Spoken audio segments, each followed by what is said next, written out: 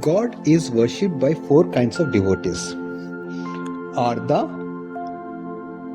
Ardarthi, Jignasu, Jnani. God loves all of them. He grants them boons appropriate to their thoughts and attributes. And Artha prays to God in different times of distress.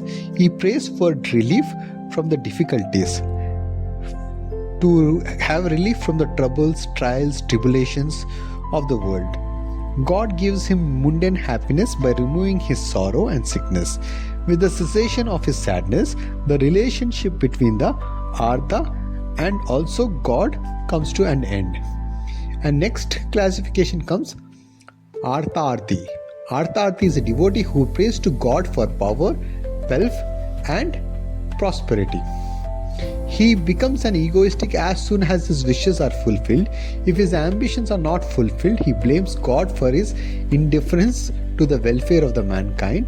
When an Artharthi prayers are not answered, he becomes an angry agnostic. Now, third classification, Jignasu. Jignasu wants to understand the enigma of God and to solve the riddle of the universe. He is an inquirer, an explorer, an investigator. His aim is to unravel the mystery of existence with the aid of his limited intellect. This is a painful intellectual endeavor foredoomed to failure. When all his efforts fail, he also becomes a disinterested man filled with indifference and apathy. But if a Jignasu remains undaunted by failures and persists his inquiries with a single track mind, he will also win God's boundless grace. Now the fourth category, a Jnani. A Jnani is the only individual who has reached the summit of spirituality. He has attained the acme of wisdom. He alone can reach and know God. It does not, however, mean that others cannot know God. They too can realize God if they can dictate their actions to the God in a spirit of self-abnegation. Killing of the lower self is more important than memorizing all the scriptures. This is the easiest path to God realization. Every act should be treated as a sacrament. Meditation, yoga, rites, rituals are no longer essential to the Jnani. His life and his actions are dedicated to the God in complete surrender. He remains unattached to the fruits of his action. A guru is a spiritual preceptor. He transmits wisdom to his disciple. His duty ends here. It is the disciple's duty to receive and respond to his master's spiritual wisdom.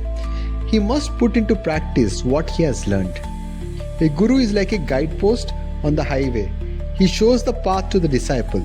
A signpost indicates the road to be followed, but does not indicate anything about the ups and the downs and the pitfalls on the road. It is the traveler's duty to be beware of all the pitfalls, obstacles on the road. Similarly, a guru is only a guide. The disciple has to find for himself all the obstacles on the mountain path of spirituality.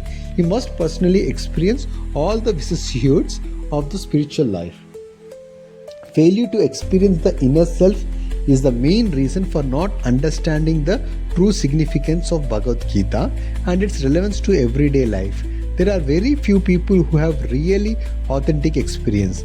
The Panchabhutas or the five elements, the Panchakoshas or the five sheets, or the Panchapranas or the five life breaths should be regarded as the sacred manifestations of the God. Nimitta matram bhava savya sachi. Arjuna, you are only instrumental in the propagation of the God's message. You are just an instrument in God's hands, proclaimed Krishna to Arjuna. Even Swadharma is tainted with the attributes. Man's life is motivated by the instinct of self-satisfaction, but self-satisfaction is concomitant of spiritual dissatisfaction. Man always thinks of his selfish interest in whatever he does. This self-satisfaction involves the embodied soul or the ego. That is why it is necessary to transcend or kill the lower self to find your higher self. Once you find the higher self, you understand that you are not here for the Swadharma, but you are for the Adhyatmika Dharma. You are for the law of the God. You are for the Ishvara Dharma. That is the finding out oneness.